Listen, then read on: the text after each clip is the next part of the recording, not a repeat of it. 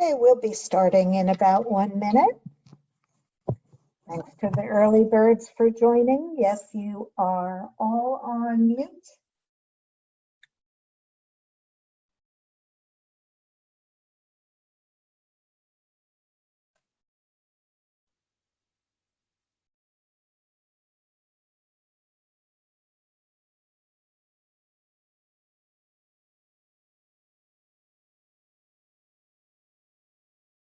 And Jamie, I think if you'd like to start the recording.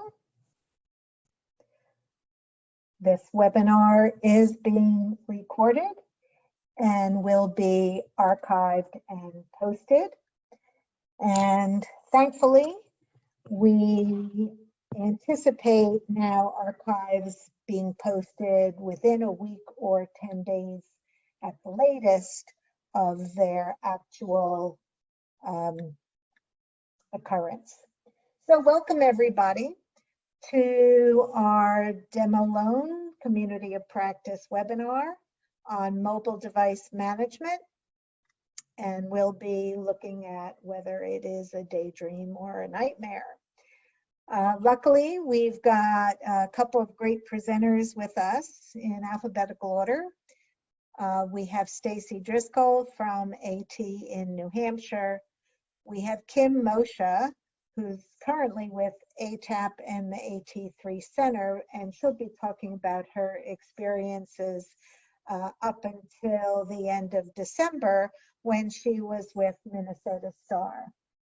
We have Denise Schuler from the Maryland program, and myself, Amy Goldman, with the AT3 Center. So a couple of reminders, you should now be familiar with these. To see the captions, click on the CC button on the control panel. Please enter your questions and comments in the chat window, and we will address those when the presenters are done. Hopefully you know all about upcoming events, and the one next week, the AT3 webinar in the time of COVID, addresses AT and mental health, which is timely because not only is May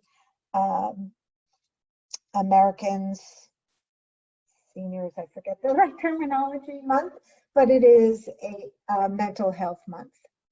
And just a favor, please, when you get a post-webinar survey, please complete those, and we're particularly interested in your hot topics. Of course, you can send those to AT3 at any time. So learner objectives: identify best practices for mobile device management, which from now on we'll refer to as MDM. Describe 3 features of commercial MDM systems and some considerations in deciding whether or not to use a third-party remote device management system. And though the core of this presentation was given in person at ATIA, there is an update to look at if and how an MDM system affected operations within the context of COVID-19. So here's a quote from a woman from Wisconsin, and she said, "Our district manages 3,355 mobile devices using JAMF," and that is one of the products that we'll be talking about. Special ed mobile devices have fluctuated anywhere between 50 and 150. I really love it for tracking our copies of communication apps. We currently manage copies of LAMP, 40 copies of ProAquota Go, Touch Chat, Snapchat, and on and on. It helps me to push out apps easily so that you can trial different apps and make sure we are abiding by copyright laws. It really is very robust and can do a lot. And so that's just an example of JAMF. So why mobile device management? Save staff time by automating management functions. especially helpful if you have multiple devices, multiple apps. It can help with loss reduction, compliance, for example, the copyright compliance alluded to previously, and security. So here are some of the desired functions, and they're illustrated in the graphic to the right. Push out iOS updates, distribute and push out apps, manage apps, lock the device, track the device, set up groupings of users with restrictions, and provide individualized permissions. And our graphic again has MDM in the center of the wheel, and the spokes are content management, service management, security management, device management, and application management. So considerations in selecting an MDM is the cost, so the cost per unit per month. The types of operating systems you're going to manage, because not all of these MDMs will manage all operating systems.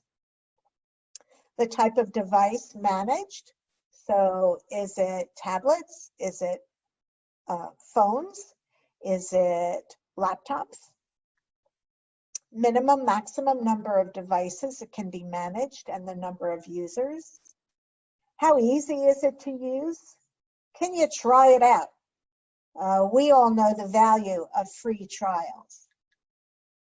What kind of support and customer service is available from the MDM provider? And what are you able to find out from people who have used the product? So I'm going to turn it over to Kim Moshe at this point, who will be talking about Teltex. And again, this is about her experience with Teltex through December of 2019. Thanks, Amy, and hello, everyone. During our panel presentation at ATIA, I had marveled that the first iPad was released on April 3rd, 2010. That was just 10 years ago, and how much has changed since then. And then I've been thinking about how much has happened since ATIA in January, and it just makes my head spin. Here we are a few months later, and most of us are depending on technology in new ways for new reasons with varying degrees of success. So all I can say is that it's a good thing that all of us love technology and that we love learning new ways to use it, and we're not afraid of change. Since many of you were able to join the April 15th webinar featuring Teltex, I'm going to focus on why and how Minnesota's ATAC program uses Teltex to deploy iPads. But if you missed that webinar, as Amy had mentioned, I think earlier, the recording is on the AT3 website as well as AT3's YouTube channel, so you can always check it out there. Of course, if you have any questions, please submit using the chat feature, or you can always contact me after the webinar too. So again, I know Amy's mentioned it a few times, but the full disclosure is when I originally gave this presentation, I was still the program director of STAR, Minnesota's ATAC program, but now I'm working for ATAP and AT3. But for that reason, consider everything that I'm going to go over again today as historical information, even though it was only a few months ago. So 10 years ago, STAR was really super excited when the iPads were released. We could envision all sorts of ways that we could use it as assistive technology, especially as more and more specialized apps became available. But what we didn't anticipate was how difficult it would be as far as managing iPads, multiple iPads across multiple community partners around the state. And as mentioned earlier, we did have a lot of security concerns. We were wondering what we would do if a device was lost or stolen. And we were really concerned about borrowers. How did we keep them from using the iPad in inappropriate ways, maybe visiting websites they shouldn't be visiting, or downloading apps, or tinkering with the iPad itself. So we started looking for a solution, and ultimately we came upon Teltext, and that really did seem to answer all of our concerns. So we joined forces with Minnesota's Telephone Equipment Distribution Program to create a state master contract. And I should point out that our TED program is housed at a different state agency. So it took us multiple meetings and emails between two state agencies and Teltext, who was very patient with us. But after several months, we finally had a contract. This contract is really only for STAR and Minnesota's TED program to use for purchasing Apple products and services through Teltext. And the terms of the contract are specific to our needs. So we spent a lot of time going over what each of our programs needed and then having that incorporated into the contract. The contract can be renegotiated if we need. We can amend it, and we have to approve it every 4 years. We have to reapprove it every 4 years. So that's that as far as the contract goes. One of the nice things about having the contract is that there's an attached price list. So we know exactly what the prices are, except for apps. Apps will always be what the current charge is at the time of purchase. So the few of the things that I really liked, there were many things, but some of my favorite things about using Teltext is that they laser etch the asset number on the back of each device. They were also able to create for us a really cool custom splash screen with our logo. Every device is clearly marked as the property of the state of Minnesota. They can do all the things that you would typically expect. They can send updates of software out to the device. When we decide that we want a new device added to a iPad or iPads, they can push those new apps directly to the device for us, remove apps, do remote diagnostics, reset screen lock passwords. So a wide host of remote services that have really helped us a lot. The other thing that was nice is the warranty. So all devices purchased from Teltext include all-encompassing 3-year warranty, which is known as, they call it their Teltext Care Plus. This includes Apple's 1-year limited warranty, plus Teltext then adds an additional 2-year warranty, which is bumper to bumper. It covers hardware and software. And one of the cool things is Teltext knows that some of our borrowers may be more prone to dropping devices, so there may be more accidental damage. So with that warranty, the warranty covers unlimited incidents of accidental damage with no additional service fees. So that was really nice too. There were some features that were that are part of the master contract that STAR did not adopt, but that our TED program uses, and that is shipping directly to the consumer. And also they can house devices, so in between loans, the devices can be stored there at Teltext, and they can refurbish and get them ready for the next loan. So all in all, we found that Teltext is really very flexible. They're used to working. They have the Apple government contract, so they're used to working with different governments, state governments across the country, and are really willing to be flexible to meet the needs of individual programs and the state government. So for us, that was really very helpful. And that's all I have now. Looking forward to answering any questions folks have. And I'm going to turn the mic over to Denise. Okay, good afternoon, everybody. Hope everybody's safe and happy. We have been using Meraki for about 2 years now.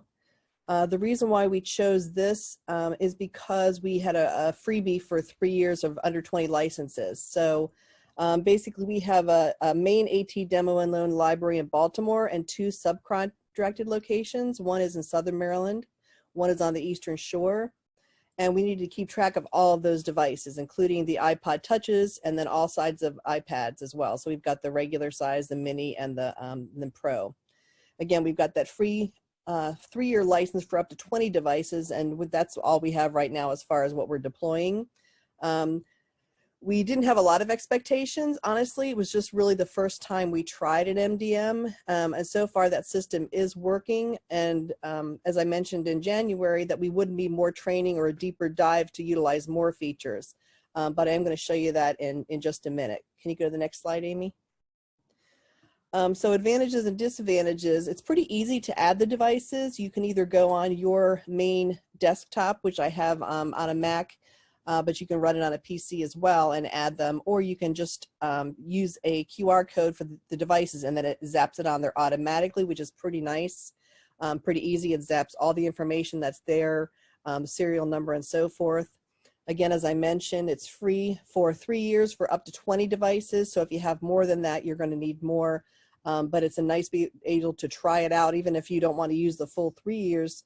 It's great to be able to try something for free to see if that's really going to work for you. The geofencing, which I'm going to show you in a minute, is really pretty easy to see on the map. The dashboard itself that you have is pretty nice because you can see any loaded apps that are there, any version of iOS, whether it's up to date or not, and what usage is going on, which is important for us to be able to see if the individual who borrowed the device is actually using the device for what they want to use it for. We don't typically loan out computers or software because of licensing issues, but we do the iDevices and Android specifically because we want to have them try a device with those apps that are loaded on there. So not just to borrow a device, but to borrow a device for a communication app or a low vision app and so forth.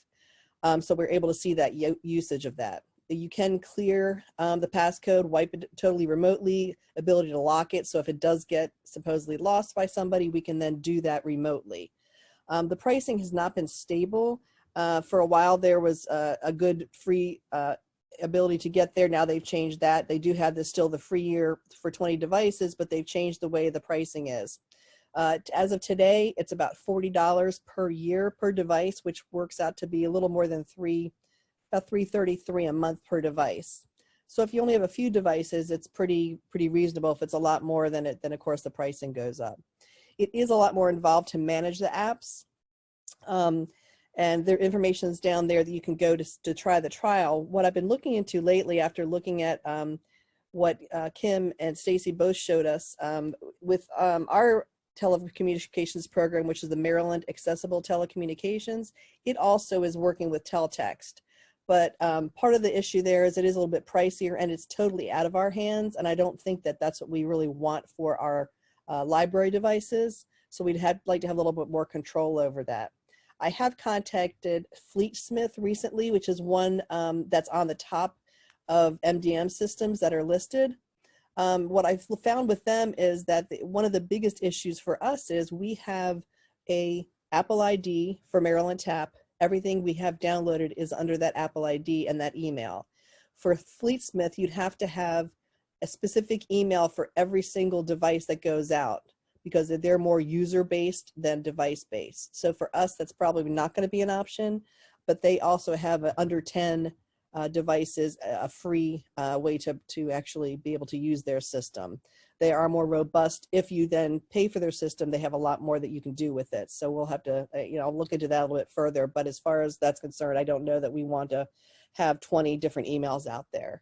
I'm going to go ahead and let's see. I'm going to try to share my screen now. Here we go. Okay. So this is the screen. This just pulled up one of my devices here. I'll go back to the original screen. This lists the devices that we have. You can see a name, what kind of device it is, what iOS it's running, when it was connected, and then your disk space if you need to know that. I just wrote notes down as in what type of case it is on some of these, and it automatically puts in all the serial numbers. If we choose one, it will then show us a map of where this is located. And if we scroll down to the bottom, you're able to see the different apps that are loaded on there. When it says manage, that's one of the issues we had. You really have to set up managing way before you deploy them. So in retrospect, we'd have to go and reset these up and then have everything managed. but it tells you what version those apps are and so forth. And then you can refresh anything you want to right through this dashboard. You go up to the top again. Here's where I can clear the passcode, lock it. I can selective wipe the device, totally erase it, or unenroll it. And again, I can look to see, of course, this is the one that's not going to show up on my GPS. Let me find one that I know did. There we go. So this one shows right here, it is down in Baltimore, which is where it should be, hopefully.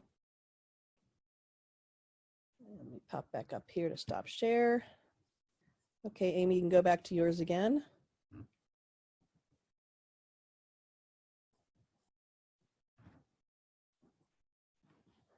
And just like, excuse me, Kim had mentioned, I'll be glad to ask any other questions.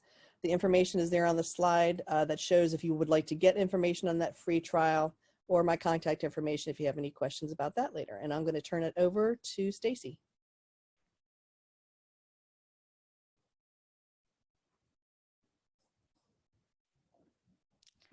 Thank you, Denise. I am going to turn my video on just because I feel like it's a little bit better. I kind of preach the showing yourself for accessibility, so I'm going to actually follow through with that. So we started with Jamf Pro. We started looking at it last summer in about August, wanting to make the change, get it in place at the end of the fiscal year, having it set to go for October 1st. And so we looked at Jamf, we contacted Jamf, and we really found that they informed us that UNH was in the process of actually starting with Jamf. So we had been looking at it because we have more than 50 iPads in 2 locations in the state. There are different models that we had and are deploying. So some of them, we still have some iPad 2s, having some Airs, some Air 2s, some of the newer iPad Pros. So all sorts of different models, and then we were using them for demonstrations, for short-term loans, for training for both our consumers and our OT students. So needing to keep track of what those apps were, as well as who needed what app. And so needing, so we found that Jamf was kind of where we were looking at. So looking at the prices, when we looked at Jamf School, it was going to be $900 for to do less than 100 iPads, and that was going to be for the year. And so we were looking at doing that. We found out that UNH was doing Jamf Pro, and so we said, okay, well, kind of looking at the 2, they weren't going to be starting even a pilot program until October. And so a little bit of concern there about, do we wait till October? Do we get this started? So we were going to actually go with Jamf School because that seemed to meet our needs even a little bit better than Jamf Pro. But we were told that we needed to use the university account. That was through UNH, not Jamf. Jamf didn't care which way we did it. So we became part of the pilot program that didn't start until mid-October, and even that I had to keep pushing, saying, hey, can we get started? Hey, how is this going? Amy, if you can go to the next slide.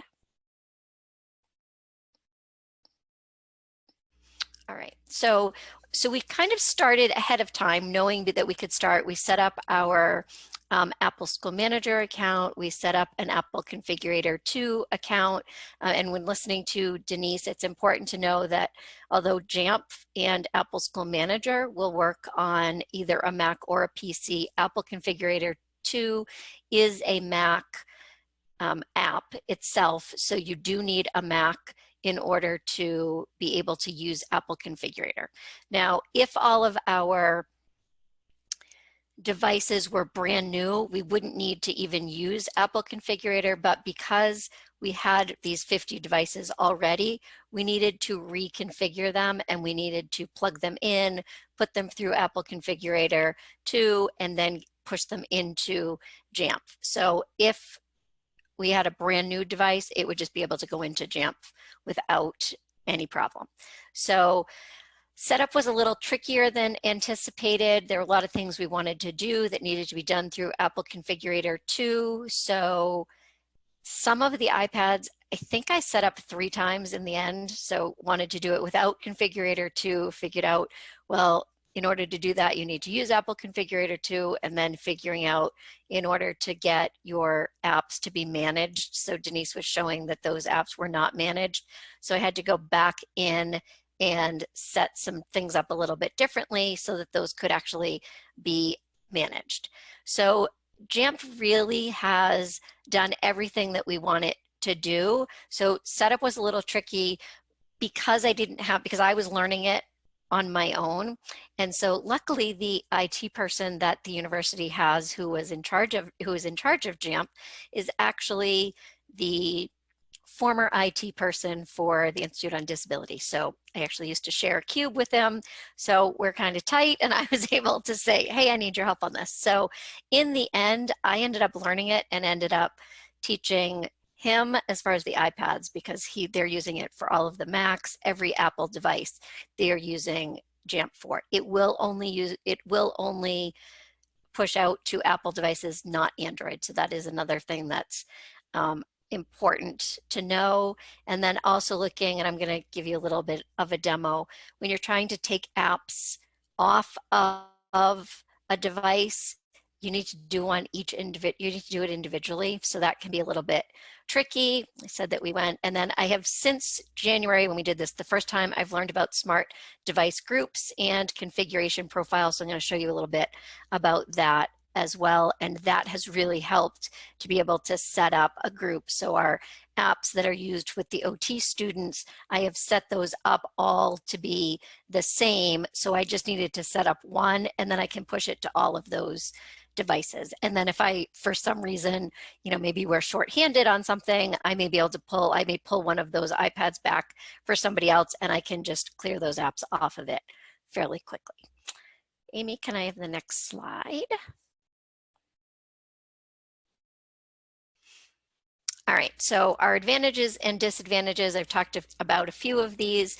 Jamf actually has an excellent support team. They have video tutorials, knowledge bases. So although, like I was saying, that I had to teach myself, I really was able to get pretty far before I had to actually ask somebody a question. So I wasn't really going in and saying, I have no idea. I was able to say, I've gotten this far, but what am I doing here? So really a lot of great support there. It is a very user-friendly interface. There's multiple ways to view data and multiple ways to deploy commands. So I may want to do something, and I'm going to show you a couple of ways to do some different things, but that there isn't only one way. So that's really nice as well. I talked about the fact that because we're under the UNH system, we needed to ask for certain permissions to be granted. And again, because I know the person who is in charge of this, I think I might have a few more permissions that I might have had someone else been in charge. We're able to setting up each device took longer, like I said, because we needed to keep entering those over and over again.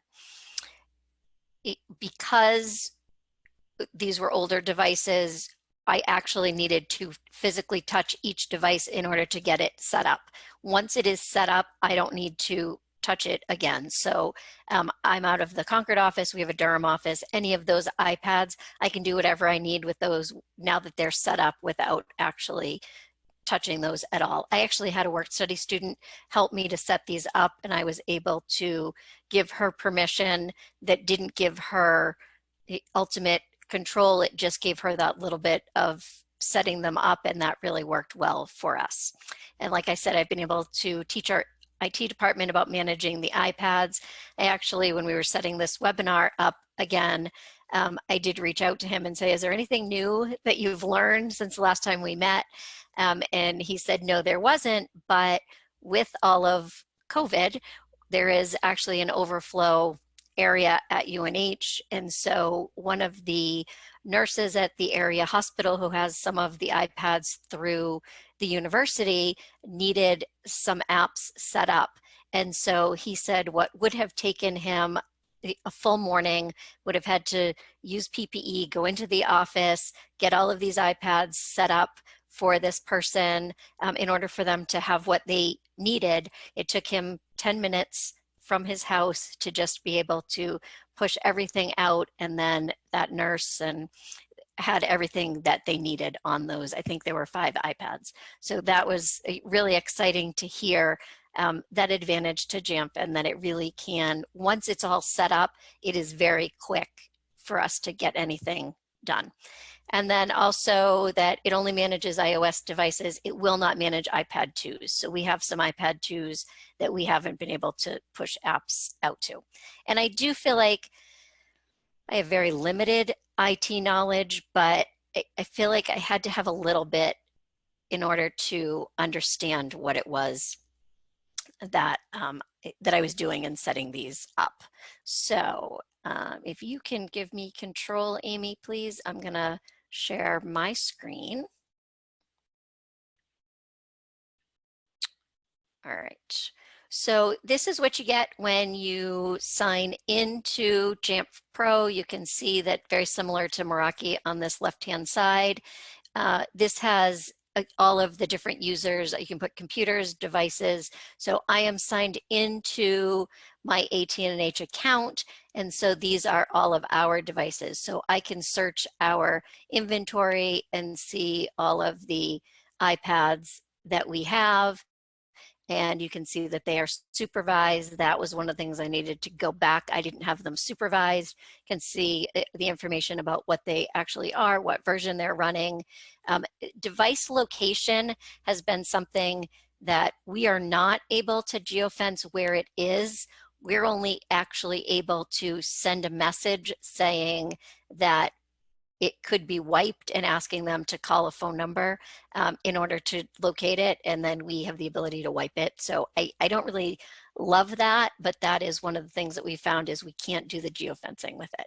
And then this also gives battery level, which is nice when, you know, iPads are out and you're kind of wondering, are they really using the iPad? So that is all of our iPads. And then in order to deploy apps, we need to go into this mobile device app. So all of the apps, I get them on Apple School Manager, and then the Apple School Manager is set up to send it directly to JAMP.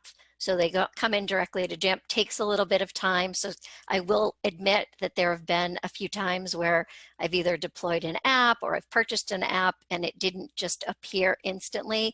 And I get really frustrated, like, why isn't it there? It should be there. It does give it a little bit of time. You have to make sure that the iPad that you're sending it to is actually on the Wi-Fi of where you're at. So like if you bring the iPad home from work and you haven't put it on your home Wi-Fi, it's not going to land on the iPad yet. So things like that, but it gives all of the apps that we have, how many have been purchased, how many are in use, what's remaining, and then scope is which app, which devices it is on. So you can see that Assistive Express is on 3 devices, plus it's on, it says UNH, OT, IOD, AT&H. That is the group that I named that are used with some of the OT students. And so you can see that it is all on that particular group. What I've been able to do is create smart device groups. And so I can create a new group. Probably not gonna, yeah, I'm just gonna go back here. So I can set up a whole group, and then I can select the scope that I want to go in here. Every time you go in here, you have to hit edit. It won't let you change anything until you hit edit, which is down at the bottom right. So that can be a little bit irritating sometimes. It's just like, why is this not? And so setting up your groups and setting up your configuration profiles, you got a lot of display name is like, there's some choices of is not. So that's taken me a couple of times. You know, I set it up and then I had to go back and say to my IT person, why is this not working for me? And I had picked the wrong one there. Configuration profiles. So I was able to go in and set up, in order to put this configuration profile on it, I can give any restrictions I want. I can set up the restrictions, how I want the home screen to be loaded, what I want it to be on it. And so I can even take everything and take FaceTime, so it's not even on the iPad at all. So even those applications that are built in within Apple can be removed because of the configuration that I can put within the configuration profile.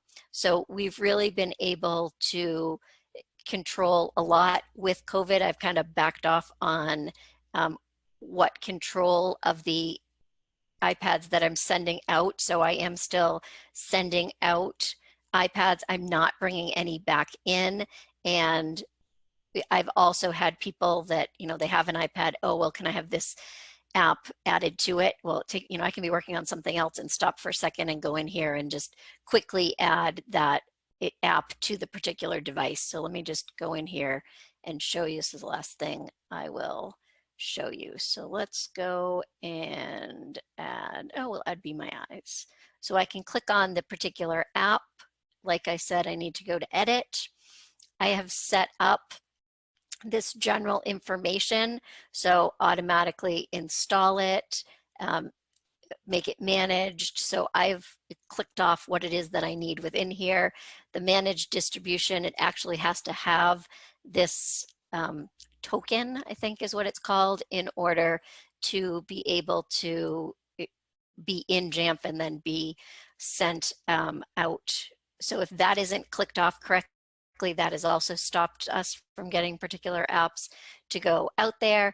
And then I can choose within my scope, do I want specific or do I want specific users? So I can say all mobile devices or specific, and then I can add it to whatever device I want, if it's gonna click, okay.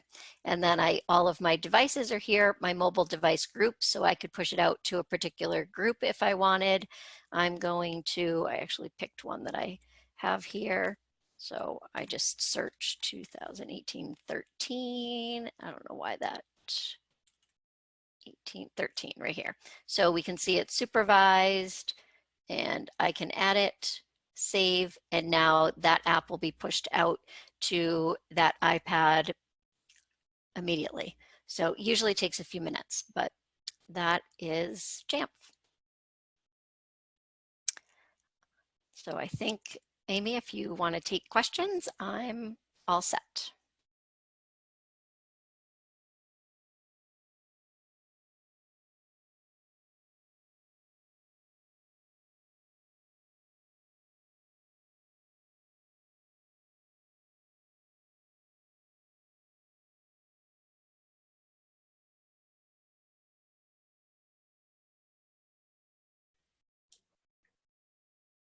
There we go.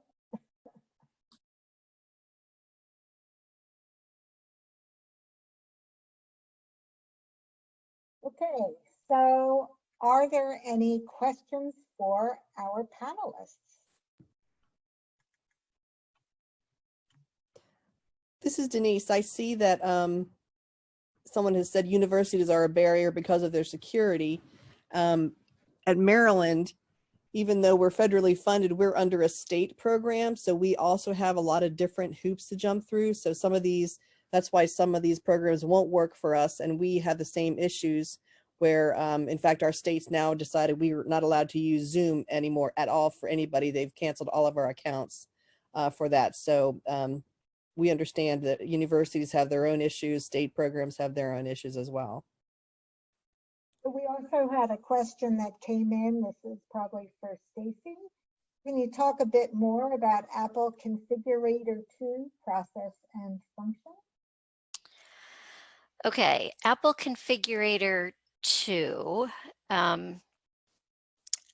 is a Mac app. So I have it, of course I don't have it open. Give me 1 second. You want to share? I'm not really sure because I'm not really sure what's gonna, hang on 1 second.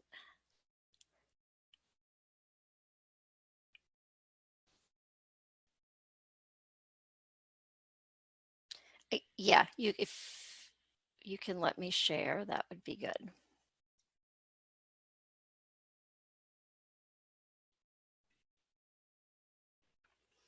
Okay, so this is Apple Configurator, but you need to actually connect a device in order to see what it would come up. So then one will come up, and so you can view what's on it. You can add, so we use prepare and update here. And so it will prepare the device, and then it will say, are you connecting it to Jamf? Because that's somehow in here and it somehow knows that. And then yes, so it sets everything up, and it will clear the device of what's on it. You need to make sure any accounts are off. So it prepares it, blanks it back out to the beginning, but it isn't just kind of going out. It prepares it to have Jamf on it. You can update it here as well. Once it has been prepared, we then send an email enrollment from Jamf.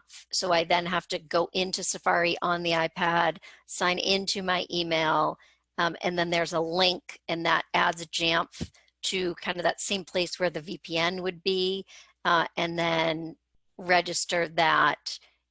It puts the profile in there, and then Jamf is on that particular device. But it needs to be set in order to accept Jamf as supervised and for Jamf to supervise it. So this actually is where the supervised part of it comes in.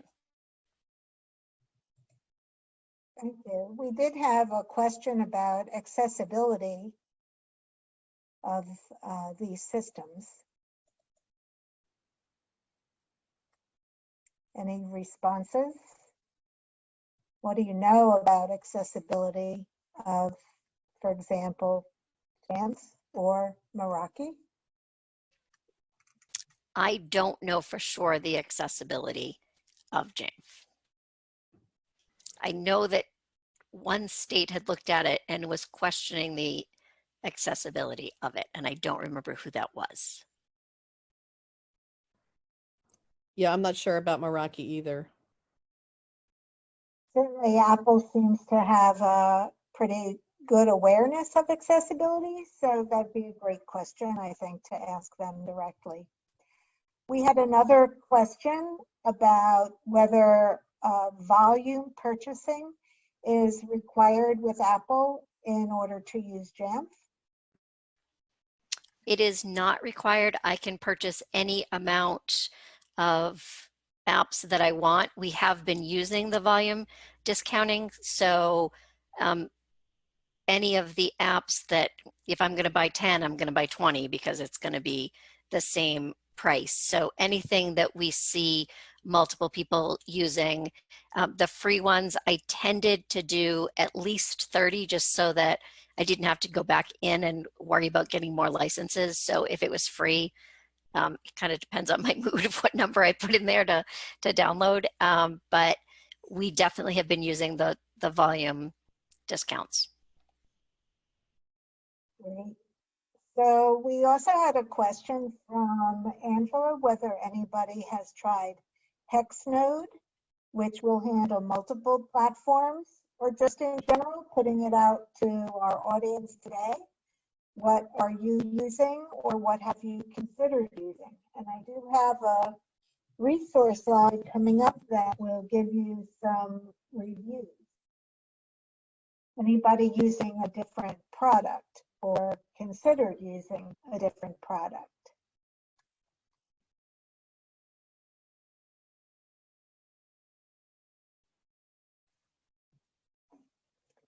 Okay, going back to our presenters, what do you wish you had known before you selected your way forward with MDTAP? And that was a great story, Stacy, about how MDM made a difference, at least to the patients in that hospital.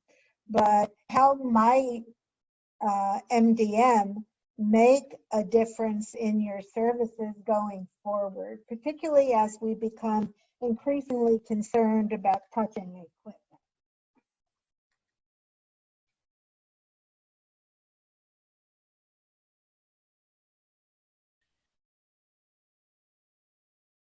Do you want me to go?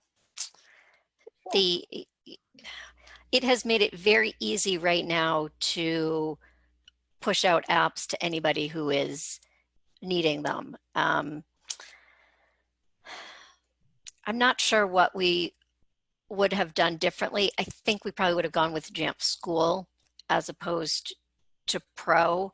But it is nice having the support of the university as much as, you know, that was a push-pull. There's also, it's nice having that support as well. Thank you.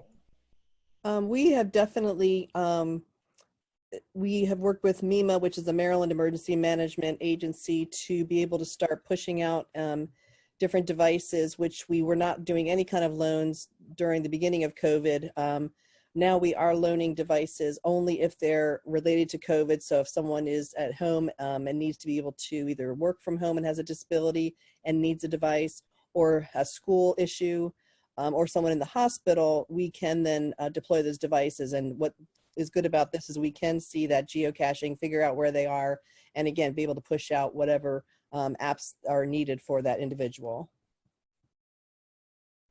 Great. So this slide gives you some resources to reference. There are a lot of resources, a lot of free resources of things to consider, feature analysis, listings and reviews. And as of at least the end of January, there were 88 MDM solutions to choose from. Now, I don't know if they're all still viable, but certainly there's a starting point. There's a URL there with a template for matching MDM, and of course we all subscribe to matching. Reviews from PC Magazine, and another resource for product reviews. And if you can't wait until this archive is posted, I'm happy to send this slide to you.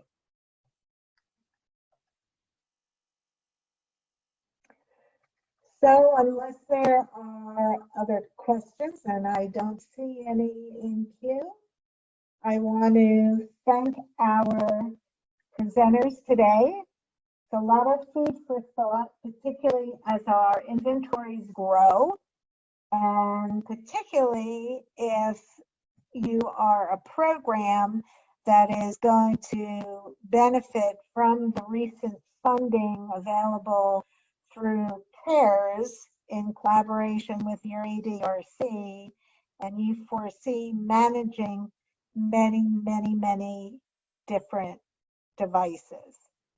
So thanks again for attending today, and stay safe, everybody.